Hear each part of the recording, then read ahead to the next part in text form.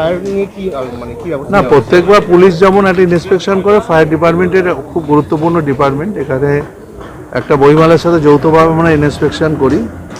আমরা দেখি যে ঠিকমতো ওয়্যারিংগুলো ঠিকমতো হচ্ছে কি না, জলের যেখানে সোর্সগুলো আছে সেই সোর্সগুলো ঠিকমতো আমরা পাচ্ছি কি না, বিভিন্ন হাইডেন্টগুলো, এইসব নিয়ে আমাদের একটা মিটিং আজকে ছিল।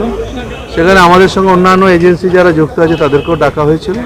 শুধু বাদবাকিটা আমরা দেখে নিচ্ছি এবং আমরা নিজে সবাই এসেছি। আমার সঙ্গে আমাদের এসিএস এসছেন, আমাদের ডিজি সাহেব এসছেন, আধিকারিক রয়েছে, বইমেলারও পক্ষ থেকে যারা মূল যারা আছেন, ত্রিদীপবাবু এবং সুধাংশুবাবু তারাও আছেন।